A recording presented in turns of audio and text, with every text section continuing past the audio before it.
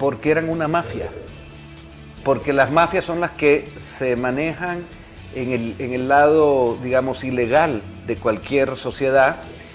Y claro, cuando una mafia llega al poder, porque fue el caso de Arena y el FMLN, y no estoy exagerando con el término mafia, ¿no? Son estas agrupaciones que llegaron, y yo estoy hablando sobre hechos concretos, reales. Yo no estoy hablando de supuestos, ni me antojo. Tristemente lo digo, porque se manejó el país con la mafia hablemos de los areneros, luego llegaron los otros y fueron comprados por los mafiosos y les dijeron, ustedes preocúpense de ustedes, unos cuantos.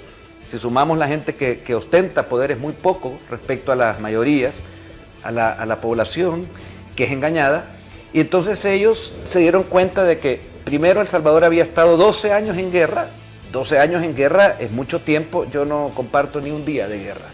De hecho nosotros, el presidente Bukele y la Asamblea Legislativa no hemos apoyado ningún tipo de acto violento, de ningún tipo.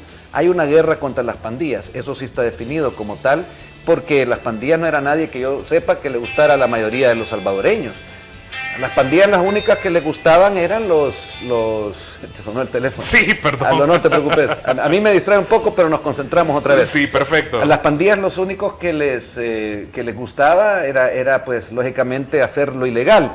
Y hay que decirlo así, esas pandillas, esos ahorita cerca de 50,000 detenidos que están en la cárcel, más de 40,000 ya procesados, que no van a ver la luz del sol, porque así es con cualquier persona que hace lo ilegal en cualquier país decente del mundo, ¿verdad? Dirigido con buenos gobernantes y no por los que están asociados a pandillas. Pero aquí hay que hacer énfasis, ¿por qué digo mafias? Porque ellos, de ese negocio que tuvieron en la guerra, porque recibían dinero, Arena, FMLN, 12 años, a ellos les importaba muy poco lo que pasaba con los guerrilleros que fueron engañados, los que seguían, los que les creyeron con esas ideologías ahí que ya estaban muriendo en el resto del mundo, pero aquí se por así decirlo, le dieron un refresh, ¿verdad? Y engañaron a mucha gente. Después de esos 12 años, afuera se les acaba el financiamiento, porque afuera hay, en esa época, podemos ver año 89, hubo un movimiento donde cayó la cortina de hierro, la Unión Soviética tiene unos cambios esenciales, en Europa se ponen de acuerdo, Rusia también, y entonces ya toda esa guerra fría se termina y aquí les deja de venir el sustento, el dinero con el que habían vivido durante mucho tiempo de la guerra.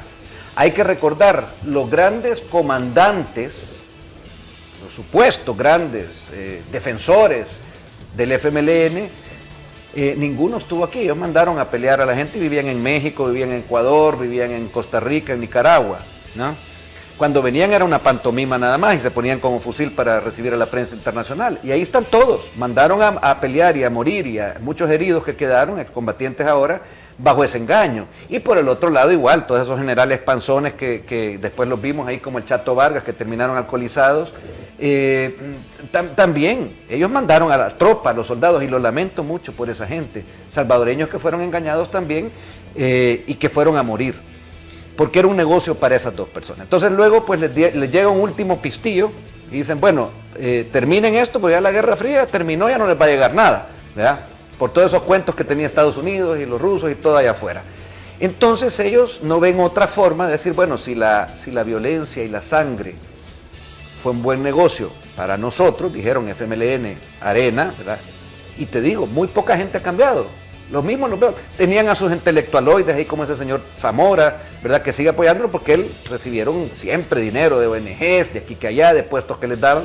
Entonces mantengamos al país como Estado. Si ha estado con guerra y sangre, y aparte tenemos un montón de gente operativa que son los excombatientes, muchos de ellos, no todos hay que decir, y son los operativos. Y empiezan entonces a darle fuerza a las maras, porque va cambiando. Acordémonos que son más de 20 años que estuvieron manteniendo que el país fuera violento, un negocio que les convenía. ¿Por qué? Porque tenían pues desde empresas de seguridad, tenían desde ventas de armas, es más, el negocio del narcotráfico, estaban vinculados también de estos partidos directamente, no me lo invento yo, ahí están todos los registros que han habido de lo poco que se podía saber, porque los medios estaban también advenidos a ellos. Los medios eran los que le guardaban los secretos a Arena y al frente, ¿no? hacían una pantomima, pero eso es lo que se mantuvo por el país. Estamos hablando ya que llega el año donde, te voy a comentar un dato, que tal vez después vamos a hablar de la agencia, perdón, de la Academia Nacional de Seguridad Pública.